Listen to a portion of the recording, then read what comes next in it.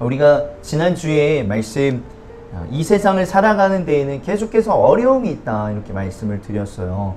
그렇기 때문에 우리는 예수님을 바라보면서 그 어려움들을 잘 이겨내고 잘 살아가자 이렇게 말씀을 드렸죠. 지난주에 말씀 제목이 땀은 절대 배신하지 않는다. 우리가 노력하면서 계속해서 살아갑시다 이렇게 말씀을 드렸는데, 오늘 지난주에 말씀이 12장이었고 오늘 말씀이 13장입니다. 즉 그러면 좀 더 구체적으로 어떻게 살아가야 되는지에 대해서 오늘 말씀을 전하고 있습니다. 그 어려움들을 잘 이겨내고 하면서 그러면 어떻게 살아가야 되냐, 이렇게 좀 더 구체적인 내용들을 오늘 말씀을 전하고 있다 이렇게 보시면 좋을 것 같고요. 그것을 세 가지로 보면, 첫 번째는 사랑에 계속 거하십시오. 그리고 두 번째는 결혼을 귀하게 여기고 간음하지 마십시오. 세 번째는 돈을 사랑하지 마시고 가지고 있는 것에 만족하십시오. 물론 뭐 한두 가지 더 있긴 한데 세 가지로만 말씀을 나누면 이렇게 나눌 수 있을 것입니다. 그래서 이 부분을 첫 번째, 두 번째는 좀 더 간단하게 나누고 세 번째 부분만 조금 더 구체적으로 나누면서 오늘 말씀을 나누고자 합니다. 하나님께서 율법을 우리가 크게 보면 두 가지라고 할 수 있잖아요. 하나님 사랑과 이웃 사랑이라고 말씀할 수 있습니다. 그러나 성경에서 그렇게 하나님 사랑하고 이웃을 사랑하십시오 이렇게 크게 말씀하고 있는 것은 아닙니다. 우리가 말씀을 보면 구체적으로 하나님께서 늘 말씀하고 계세요. 하나님을 사랑하는 것이 무엇이고 또 이웃을 사랑하는 것이 무엇인지에 대해서 말씀을 하고 있습니다. 즉 다른 말로 이야기하면 성경을 하나님을 사랑하고 이웃을 사랑하는 것입니다 이렇게만 말씀하시는 분들은 성경을 잘 읽어보지 않으신 분들이라고 할 수 있어요. 성경을 자세하게 살펴보면 이 두 가지가 구체적으로 어떻게 해야 되는 것인지에 대해서 늘 말씀하고 있다. 이것을 보시길 바라고요. 그래서 세 가지 아까 나누었던 이야기, 오늘은 특별히 이웃사랑에 대한 이야기를 세 가지로 좀 나누도록 하겠습니다. 첫 번째, 두 번째는 좀 간단하게 말씀드린다고 했죠. 첫 번째는 사랑에 계속 거하십시오 입니다. 같이 한번 나눠볼까요? 사랑에 계속 거하십시오. 1절을 보면 형제 사랑하기를 계속하고 이렇게 나와 있는데 세번역 성경에 서로 사랑하기를 계속하십시오 이렇게 나와 있습니다. 무슨 얘기예요? 이미 지금 사랑하고 있는 것을 계속하라라는 이야기입니다. 여러분들 지금 계속 사랑하고 있나요? 네. 뭐 가족은 계속 사랑할 수 있겠죠. 근데 이웃을 계속 사랑하고 있다? 좀 의문점을 가질 수 있어요. 그런데 지금 성경에서는 여러분 계속 사랑하고 있으니까 앞으로도 사랑하십시오 이렇게 이야기를 하고 있습니다. 지금은 그렇지 않을 수도 있겠지만 여러분들 과거를 이렇게 돌아보면 그래도 내가 다른 사람, 내 주변에 있는 사람들 사랑하고 아끼던 때가 있었을 거예요. 그러면서 그때를 생각하면서 앞으로도 계속 그 사랑을 했으면 좋겠습니다 이렇게 권면을 하고 있어요. 어떻게 보면 이 목회적인 권면이라고 할 수 있는데 지금 그렇지 않더라도 여러분들 과거에 분명히 그런 적이 있으니까 그것을 기억하면서 앞으로도 계속 사랑했으면 좋겠습니다 이렇게 말씀을 하고 있다라고 보시면 좋을 것 같고, 좀 더 구체적으로 보면 나그네를 대접하기를 소홀히 하지 마십시오. 어떤 이들은 나그네를 대접하다가 자기들도 모르는 사이에 천사들을 대접하였습니다. 이렇게 이야기를 하고 있죠. 즉 낯선 사람에 대한 사랑도 계속하라는 거예요. 나그네가 낯선 사람이죠. 우리는 이렇게 지나가면서 한 번 두 번 볼까 말까한 사람들도 있어요. 평생 동안. 오늘날은 무관심의 시대잖아요. 타인에 대한 관심은 별로 없지요. 인터넷에서 가끔씩 그런 이야기가 떠돌 때 조금 좀 안타까움이 있는데, 인터넷에 누가 어려움에 처했을 때 괜히 도와주지 말아라, 너가 해코지 당할 수도 있다, 이런 이야기들도 많이 있지요. 그래서 성경에서는 그러나 낯선 사람, 처음 보는 사람에게도 여러분들이 도와주라 라고 이야기를 하고 있어요. 혹시 그 사람들이 예수님이 될 수 있고 천사들이 될 수 있다, 이렇게 이야기를 하고 있습니다. 그래서 여러분들 그런 사람들에게까지도 또 사랑을 베풀고 도움을 주라 이야기를 하고 있고요. 3절에는 이제 조금 더 심한 사람을 이야기하는데, 감옥에 갇혀있는 사람들을 생각하되 여러분도 함께 갇혀있는 심정으로 생각하십시오. 여러분도 몸이 있는 사람이니 학대받는 사람들을 생각해 주십시오. 그러니까 이 감옥에 갇혀있는 사람들 또한, 감옥에 갇혀있는 사람들이 학대받을 수도 있고, 그냥 이거와 별개로 학대받는 사람들도 생각을 해주라고 이야기를 하고 있습니다. 즉 이것을 오늘날로 적용을 해보자면, 이 사회적으로 인정받지 못하고 무시당하는 사람들이라고도 볼 수 있어요. 그러니까 이런 사람들에게도 사랑을 베풀라고 말하고 있습니다.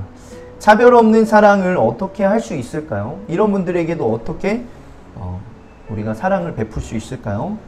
그러니까 상대방을 내가 항상 잘해주어야 된다. 내가 만나는 사람들에게 항상 잘해줘야 된다. 왜요? 우리가 그리스도인이기 때문에 항상 잘해주어야 된다. 선을 행해야 된다. 이렇게 생각을 해야 된다는 거예요.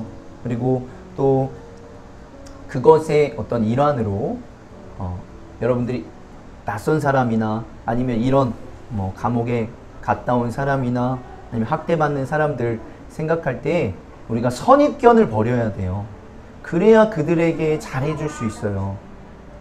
또 우리 주변에서 자주 만나는 사람들 중에 어떤 고정관념, 저 사람은 저런 사람이야 라는 것을 우리가 계속 버려야 그 사람에게 잘해줄 수 있어요. 선을 행할 수 있다라는 거예요. 그래서 여러분들이 제가 굉장히 길게 말씀을 드리지 않고 이 정도로 말씀을 마무리하는데, 여러분들이 계속해서 그 사랑을 했던 그 과거를 돌아보면서 여러분들이 앞으로도 사랑을 베풀 수 있는 분들이 되면 좋을 것 같습니다. 두 번째는 결혼을 귀하게 여기고 간음하지 마십시오입니다. 우리 한번 따라해 볼까요? 간음하지 마십시오. 4절에 모두 혼인을 귀하게 여겨야 하고 잠자리를 더럽히지 말아야 합니다. 은행하는 자와 간음하는 자는 하나님의 심판을 받을 것입니다. 총 지금 세 가지를 이야기하고 있어요. 첫 번째는 사랑하십시오. 두 번째는 이 어떤 성적인 간음, 결혼 생활에 대한 것, 마지막으로는 물질에 대한 것을 이야기하고 있어요. 그러니까 이 세 가지가 우리에게 얼마나 큰 영향력을 미치는 것인지, 우리가 이 세 가지를 어떻게 살아가야 되는지가 우리 삶에 굉장히 중요한 것이다. 이렇게 성경은 이야기를 하고 있다라고 보면 좋을 것 같습니다. 그래서 이 4절에 결혼을 귀하게 여기고 잠자리를 더럽히지 말라, 이렇게 이야기를 하고 있어요. 그러니까 결혼을 귀하게 여겨라 라는 것이 어떤 의미냐? 결혼은 꼭 해야 되는 것입니다. 어떤 결혼은 우리에게서, 우리 그리스도인들이 꼭 해야 되는 아주 중요한 것입니다, 이런 의미가 아니라 결혼이 굉장히 의미가 있는 것이다, 이걸 이야기하고 있는 거예요. 그러니까 물론 우리 믿는 사람들도 사실은 결혼 생활 쉽지 않죠. 그것을 인정합니다. 그러나 이 결혼이 결코 가벼운 것은 아니다라는 거예요. 세상 사람들이 생각하듯이 정말 마음 맞으면 그냥 헤어지고 이혼하고 이런 문제가 아니라, 결혼은 하나님께서 굉장히 특별하게 여기시는 가정을 이루는 것이 하나님께서 굉장히 귀하게 여기시는 거거든요. 그렇기 때문에 이 가정을 통해서 우리가 또 어떻게 보면 하나님이 이상적으로 여기시는 공동체가 가정부터 시작되는 것이에요. 그렇기 때문에 여러분들이 결혼을 결코 가벼운 것으로 그냥 너무 쉽게 이혼을 생각하지 말라라는 의미로 여러분들이 받아들이면 좋을 것 같고요. 또 하나는 무엇이죠? 네. 간음하고 음행하는 것을 굉장히 날카롭게 말씀하고 있는 거예요.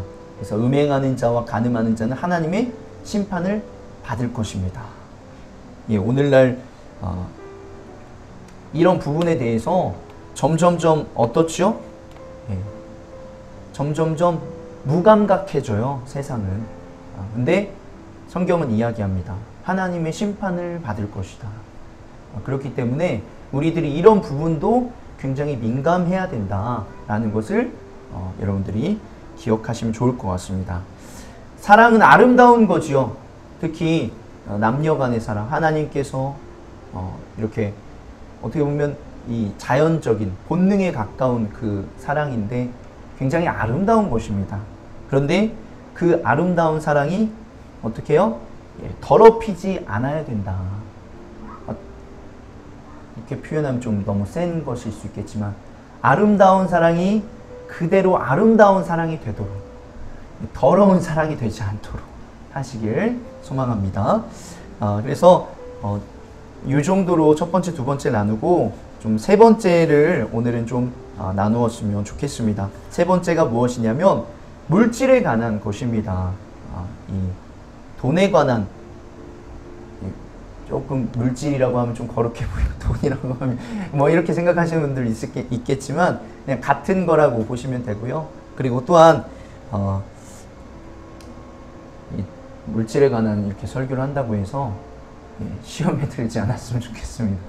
뭐 그런 얘기 하는 게 아닙니다. 뭐 여러분들 뭐 헌금하십시오 이런 얘기 하는 게 아니기 때문에 어떤 이웃사랑에 관한 물질의 어떤 사용하는 방법에 대해서 말씀을 드리는 것이기 때문에 여러분들이 잘 새겨 들었으면 좋겠습니다.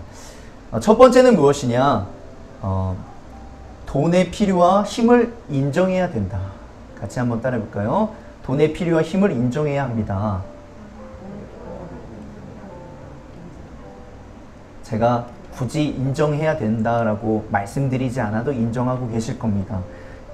마태복음 6장 24절에 아무도 두 주인을 섬기지 못한다. 한쪽을 미워하고 다른 쪽을 사랑하거나 한쪽을 중히 여기고 다른 쪽을 업신 여길 것이다. 너희는 하나님과 재물을 아울러 섬길 수 없다. 이 성경에서 얼마나 이 재물을 크게 이야기하냐면 하나님과 비교하는 것은 딱 하나, 이거 말고 하나 더 있어요. 뭐예요? 우상. 그러니까 재물과 우상과 하나님을 이 비교, 같은 급으로 놓을 정도로 성경에서는 이렇게 높게 생각하고 있는 거예요. 그 정도의 영향력을 가진 것이 우상이고 물질이다. 물론 물질을 뭐 우상시 똑같이 여길 수도 있겠지만 아무튼 그 급이다 라고 이야기를 하고 있어요.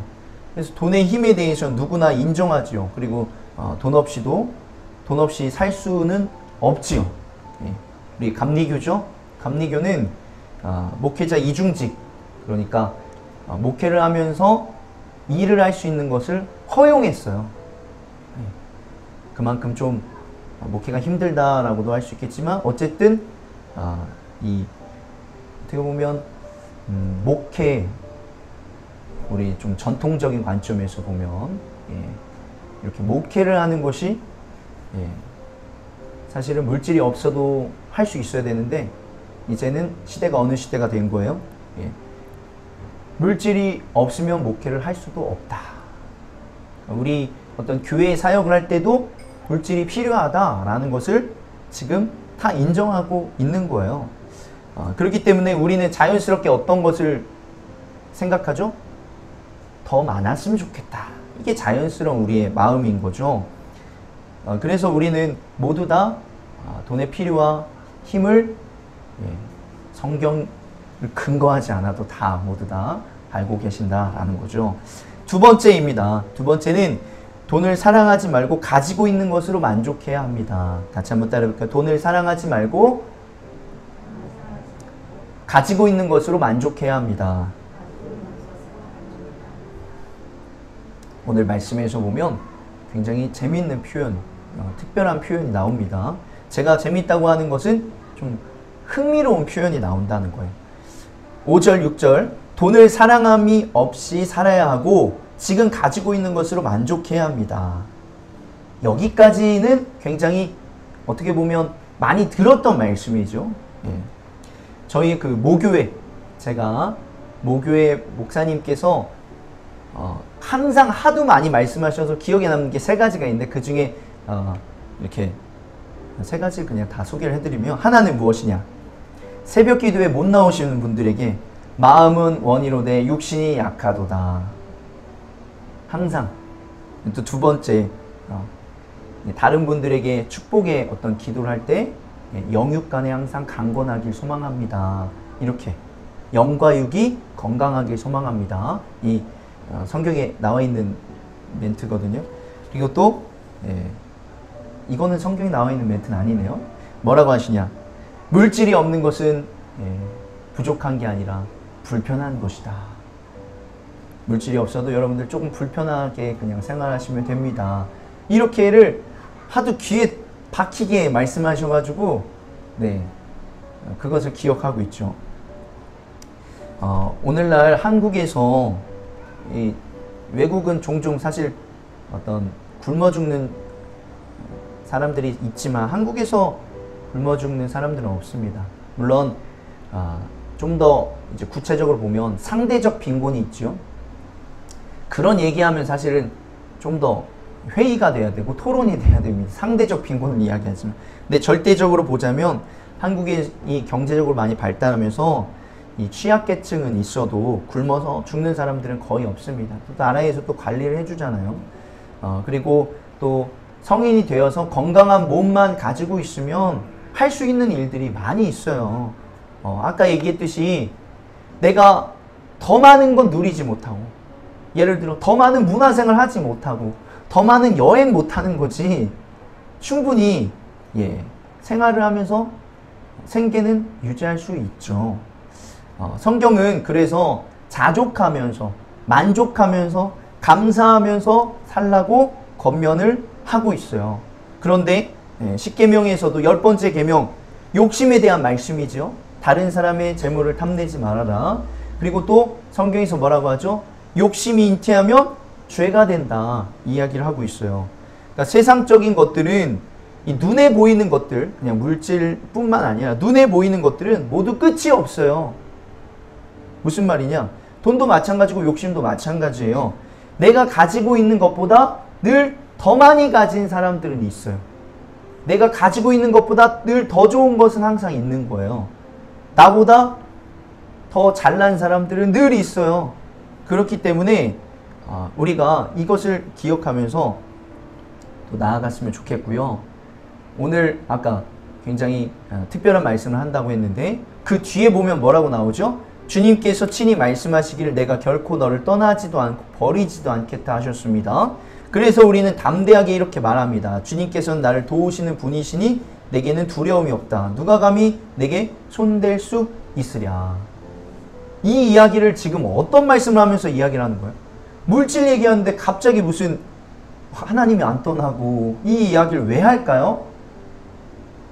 바로 무슨 얘기냐면 물질이 상대적으로 우리에게 무엇을 준다는 거예요? 두려움을 줄 수 있고 또 근심과 걱정을 줄 수 있다는 얘기예요.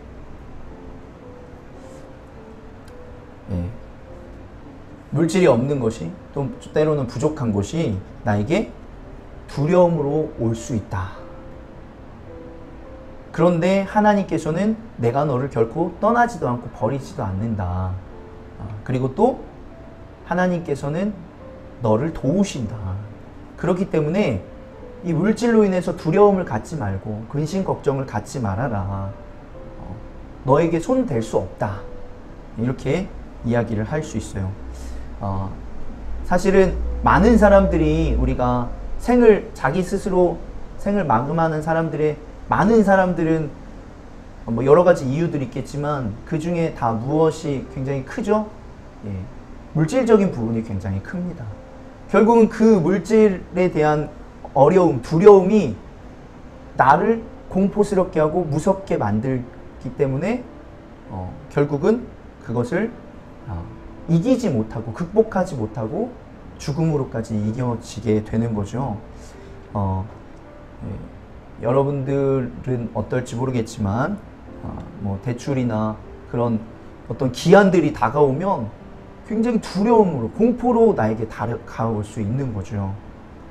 근데 하나님께서는 내가 도울 것이기 때문에 두려워하지 말라 이렇게 말씀을 하고 있습니다.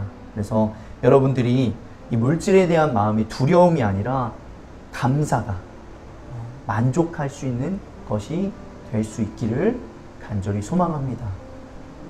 네, 쉽지 않은 부분이죠. 그러나 여러분들이 물질이 없다고 해서 죽을 수 있는 것은 아니에요. 살 수 있고 소망이 있다. 이것을 늘 기억하시면서 나아가시길 소망하고 그리고 마지막으로는 세 번째는 그래서 물질이 사랑이 되게 해라 라는 거예요. 같이 한번 따라해볼까요? 물질이 사랑이 되게 합시다. 네. 여러분이 아까 얘기했듯이 물질이 파워가 있지만 그것에 휘둘리지 않는 분들이 되면 좋을 것 같습니다. 물질은 여러분이 이용하고 사용하는 것이지 휘둘리고 억압받고 두려움을 주는 그 대상이 아니라는 거예요. 그렇게 되면 어떻게 되는 거예요? 그 물질이 하나님보다 더 큰 존재가 되는 거예요. 하나님께서 우리에게 주시는 것은 다 선한 것이고 사용할 수 있는 것이 되어야 된다. 하나님께서 우리에게 물질을 왜 주셨을까요? 선한 것이고 사용할 수 있게 해라. 이런 관점입니다. 그래서 이 돈이라고 하잖아요. 돈의 뜻이 뭔지 아시나요? 돌아라 라는 뜻이에요. 돌아라. 돈다 라는 의미입니다. 그러니까 돈이 계속 돌아야 된다는 거예요. 그게 정상적인 거라는 거죠. 우리 뭐 경제 활성화 얘기하는데 돈이 계속 돌아야 활성화가 되는 거예요. 마찬가지로 오늘 말씀에서도 그런 부분을 이야기하고 있어요. 근데 성경에서 물론 이 관점으로 우리가 말씀을 보니까 이렇게 볼 수 있는데 예수님의 이야기를 합니다.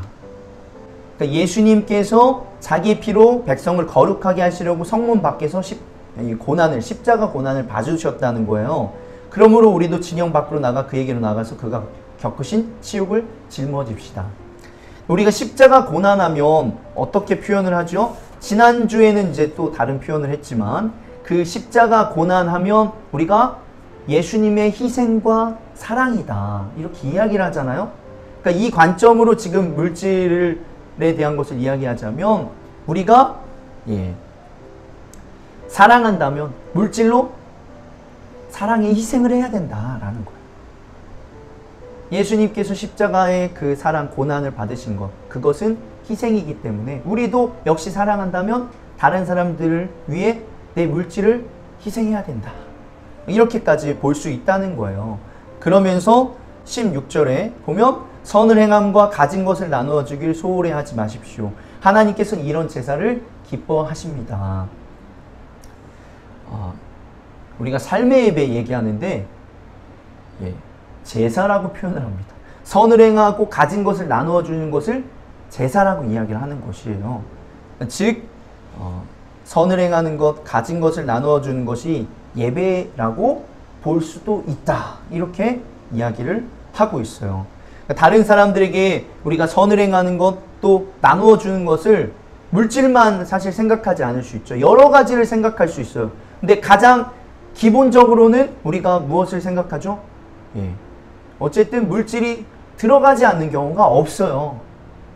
제가 이렇게 최근에 이제 전도를 하려고 이렇게 거리에서 전도를 하려고 하는데도 물질이 안 들어갈 수가 없어요. 그냥 말로만 이렇게 전도할 수가 없잖아요. 그렇기 때문에 거기에도 물질이 좀 들어가더라고요. 그러니까 어떤 것이든 무엇을 할 때 다 물질이 안 들어갈 수가 없다는 거예요. 선을 행할 때도 가진 것을 나누어 주는 것도 여러분들이 다 그것도 물질이라고 생각할 수 있다는 거잖아요. 그렇기 때문에 여러분들이 이 어떤 희생이라고도 생각할 수 있겠지만 또 이런 선을 행하고 가진 것을 나누어 주는 것, 물질을 다른 분에게 사용하는 것이 그것이 하나님께서는 제사다, 예배다까지도 말씀을 하고 계신다라는 것입니다. 그래서 여러분들이 가진 것으로 좀 나누어 줄 수 있는 분들이 되면 좋을 것 같습니다. 이 감리교 창시자이신 요한 웨슬레 목사님이 어떤 경제 윤리가 있어요. 첫 번째, 할 수 있는 대로 벌어라. 두 번째, 할 수 있는 대로 저축해라. 세 번째, 할 수 있는 대로 모든 것을 주어라. 우리는 첫 번째, 두 번째까지는 너무 좋죠. 세 번째를 기억하지 않고 첫 번째, 두 번째만 늘 생각하면서 살아가죠. 그런데 그리스도인은 목적이 뭐예요? 다른 사람들에게 나누어 주기 위해서 이런 관점으로 우리가 물질을 생각해야 된다라는 거예요. 그래서 근면하고 검소하게 살아가면서 제한 없이 구제하는 것까지도 이야기를 하고 있어요. 근데 모든 것을 주는 것은 사실 쉬운 것은 아니지만 이런 관점으로 우리가 살아가야 된다라는 거예요. 우리가 말씀을 마무리하고자 합니다. 사람들은 그 사람이 마음이 어디 있는지를 보려면 그 사람의 물질의 퍼센테이지를 보면 된다고 해요. 여러분들이 한번 돌아가셔서 내가 어떤 물질의 퍼센테이지가 어디에 사용되고 있는지를 한번 돌아보시면 좋을 것 같습니다. 그래서 마태복음 6장 21절에도 내 마음이 있는 곳에, 내 보물이 있는 곳에 내 마음도 있다, 이렇게 말씀을 하고 있잖아요. 그래서 우리가 사랑을 하는 것, 실천하는 것, 그것의 가장 중요한 것 중에 하나가 물질이다 라는 것을 기억하시면서 적어도 여러분들은 여러분들 주변에 있는 사람들에게 사랑합니다 이렇게만 말씀하시고 끝나지 않고, 물론 1차적으로는 사랑의 마음이 있어야 되겠죠. 그러나 그 행동으로 나아갈 때는 반드시 물질이 사용되어야 될 것이다 라는 생각들이 듭니다. 그래서 우리가 물질을 사랑하는 것이 아니라 감사하고 만족할 수 있으면서 또한 그 물질을 내가 다른 사람들을 사랑하는데 쓰일 수 있는 물질이 될 수 있기를 간절히 소망합니다. 그래서 여러분들의 물질이 어디에 또 있는지를 돌아보시며 물질이 여러분의 사랑의 도구가 되고 물질이 사랑이 될 수 있도록 하시기를 간절히 소망합니다.